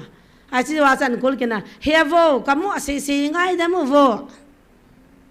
hau so ni ma no wa la ka lu hang be sa ngai dam chai om sa ji wa chi ta cho ka hu ha mai bu ve wai po zo ni pi na sei no an ho pila ngai dam an ki thum gang cha ai ta cho ji chai ho ga mu ta cho chin kholam ho wa chi ho tiu chu me hilaya pathin thu phongin ke yong I za lo ke ministry GMF di ai chu hi chana chu na do no mi chol bai zo wa ding ho ministry box tu na ei vilo hi pathin laga o nam pi vil hi chu lai ji kang chu he khan thei tang ibra GMF dai na mo ngo ham GMF di ai te ding se sa hung lo pu chu pathin chu am ka he a bon vai ta ho ham ka he lo chu la a ho bu ngo yang khu a phat na ula da he ve ta ma lut ho isi ane kim thim la ti te dius a da dius so ta banga be bahal nei lo a suna jana thil dang boi pi dalowa lo ni amin doctor lim bed dress pi a suna jana man ji me dem na sim kho a ta sang al le ji ti cho kaw leng pa cho pum choli na chol ji ti ai wanga ko thang to ma hilanga viewers a hol cho lagaw thum talo subscribe na bolowa na view pi ho days tu kal ji me dai group ma khun aven nom tan nam la dang lo nun langa zo le na bon va view na pi la tam wal suma hamu alu la pum vet in vet pi vin ka ti kyon khat chan ka vet ngai lo pi pum vet na vet lo di chu vet pi lo di chu zan ni donga video khanan sim khu mi sang ni ong thing lo tu chana GMF dai an dam la chana pe na sang som thum ling ya ai chu kho pui pi son niaw ding jong khun taw pi uten alung jong an niaw na min jong an niaw vin dam lo ki zan hin bed dress hi bovin pathin o za dam na ne ya hung ki le do ani khu khala chilai muna a test am nian shading ho ka nga alale hiya so chu lam kai ho adien ho hil mi pui ho reverend pastor ho ni het deu chu inam gal jong ki chai nai pon nam pi dinga tauna galum lai ta gal ki chai nai lo na galo ka tu kha pi ve na ho din na galo ki chai de do a sei ho la ji het ngai chu gal mo ki chai ta ti ya ta khu pang ki wa pu pi sa ho ta ki nu cho tu chani galo ei kham pi le nom tai time thei gal ki chai hi cho nam dan chu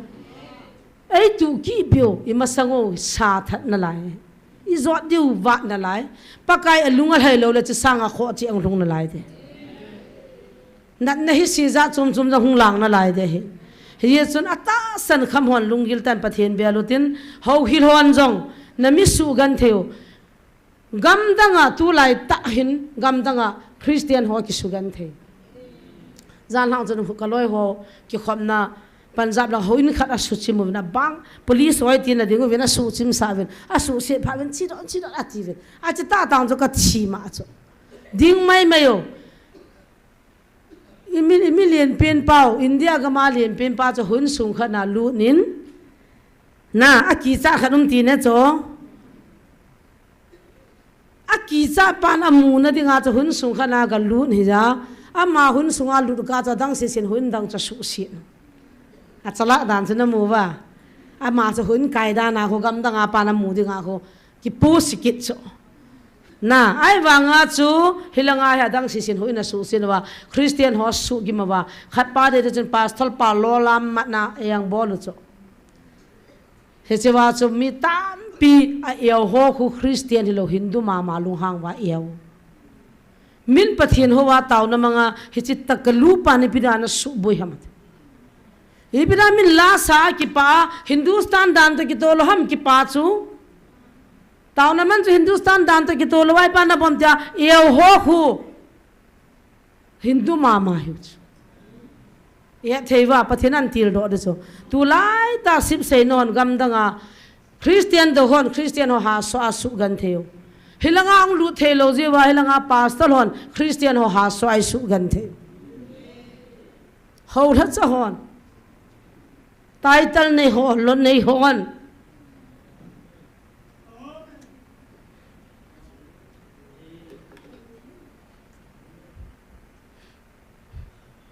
gam danga khu pathin lo hon pathin ho lo hon Christian ho su gan the tu nai ho ga ma taw na mga pathin ho ho su gan the jo pastor ho la cho ho atai ta lo ki bang tan ninu nung ting le Bible na sei jong gui lung ta na he Christian do ki panta pathin ho khama ki pantan taw na mang khama ki pantan pathin do ki panta I gamuwa taw khom na laki sana nam pia dinga taw na kha ki pantai koi ho ham kol gama Christian do hoi poi I gama wa ku ki le na ku ki gama ho tha cha ka ti ho hi hon pathin ho kham pan ta ve am ho sim dan ho ding ni zol ta ve am wana sim thu dan ho chi pi ding ati ta ve lung na chi ma free a pathin ho dia nom ta po ve pathin hung vai ho min tin tu na Christian hi zile taw na hi za ei sugimo pathin la chaw jong pathin an don bu ding a chung wa eo di jong pathin hel ho hin koi nan te hindong na vin te Hindu Muslim hon pasal ho hindong vin te taw naman chon sinam la sa chon sinam ipira na ma haman tinile itina don butta divem pakai na sei di mi hin koi nan te tuni ni ho tha cha ho ding jong taw hutin mi malen jong gyal do jing hutin Christian do ho Manipur jong Chuchanpur jong ong thong ta ve ne he chana mo ding jong taw tin inna modama ibon wa pathen ga mi hun the ding jong taw hutin lungil tan sot he ton la taw na tun kan la sot mo mo hin nei he the mun lang cham cha sot lo taw khom na ga ne yotin tu na point hung ki pi si ding chun taw se ne ke man ne ka ti phat chai naw hetan te lungil na taw hotin pital le zon do ho hil ho chu am ho dana ki sung ho ding in taw ti tu na pathin thagaw o to satan o he khan the lo ho ding in taw ti oh hallelujah amen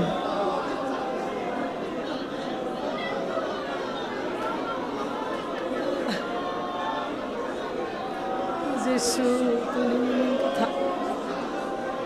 kai lo pinang sa ka chuma nang mahung bai ho oh Jesus Jesus lo pinal zangai na hung sangin ka chum Jesu thisanin Jesus thisanin hallelujah in the name of Jesus nagawla ta sa kwamin dam na tanay kile do savin dam na tanay kile do savin pakai kahin ko wanang maong kisoy sangin hana sadan dan kachunggaong kisoy sang namina kasedo kasado hozo sina maya kantene nepi doi lakaw ki man ho satan ho kakyang tanoy wa mahile kathunoy wa mahida nei he saubi athen lo pi na hung sangin kuni na on ei za savina athen lagavin ei vil now hi he thim thenen pin na son new la loy ho he khan thenen pin o Jesu nang ma lo pi na hung sangin nang ma lo pi na hung sangin kachung chiwa nang ma hung ki choy sang oh Jesus, oh Jesus, oh Jesus. Ang kunay palang mani, kacuba tulong di hasan na kanumito. Naidal do pin, kacuba nang maong bay homin din na koming katawan. Oh hallelujah, oh Jesus laupin ang Giêsu lâu pi na hung chang in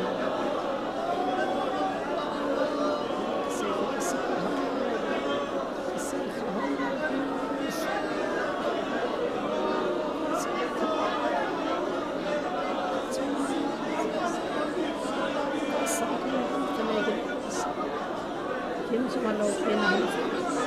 za kai chuma thane ka pathian ma zang an lâu pi na sang thin ka phan na ho sang zon nang kan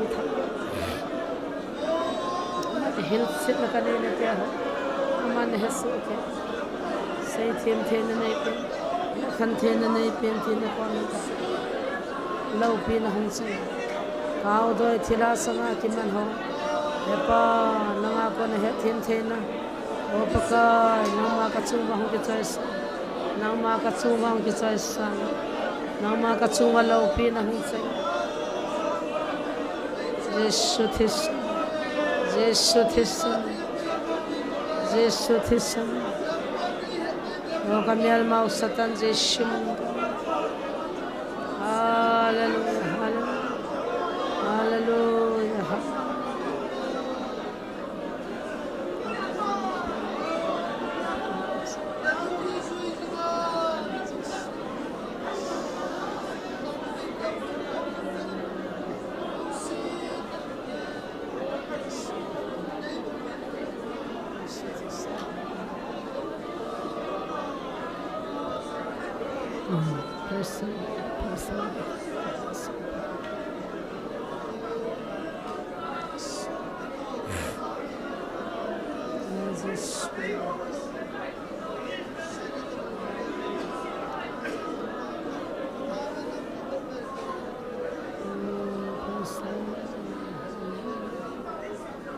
Hallelujah pa nang kan thang wa ve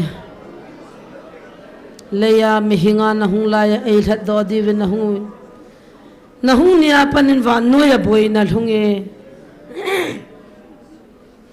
nang ma ta san levin tu ni chanin ka chi na la yo win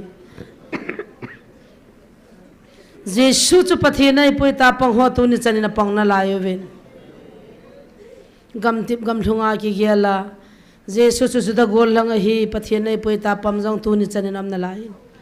tu ni lhaga win ni hung vilovin hi chi pakai oi poi tin o atam jaten a hi ka ti win chin ka boi ki ta win nang ma hung vai homin ta sanjala su gim na chang ho tunin kan taw pi ve gam danga milim ho hon Christian ho sugan thevin ka gamuwa ho hil ho la chon Christian ho sugan thevin pakai nang ma hung vai homin iza kai mu su he so pathian chu lo pi na hung chang hilai mu na pathian nangin na su dam ja khu sunga ke no do go hilai mu na nama ding le na anga hung taw je a khusung le ho bunga ke no do go nangin na mu so ke hi chi ho bung ho a chu nanga ko na hin tui chu put lo ding he sa na o hin za san tin ka taw ve tu ni dam ane ke mu to sa wa na mai cham ka bel khom naw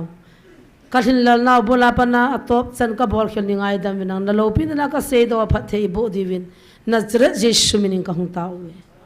mi pi ho na to na lai ta di vo announce neu cha tu ni tha hi hung nom chan na a to thei chan to khom motin jan le taw khom na inei diu jing ni kho jong hi phatata pathianin kumhlungai pui naw na thagau an ni an yong neu tin ta sa jong ti chun akipido rom le chasan chaw na ke oma don khom them ngai to hitin a pha dong zuin jing sun jong program nom tai man diu chila tu jan jong nunga gul ho jong a hi theile lam kul ho jong bola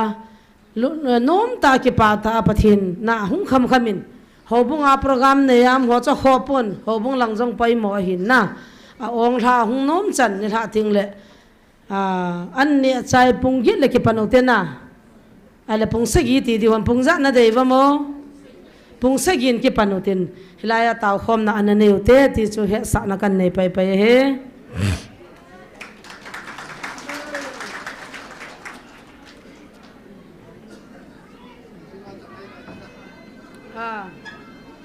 jinga timing cho ngai ngai mangute men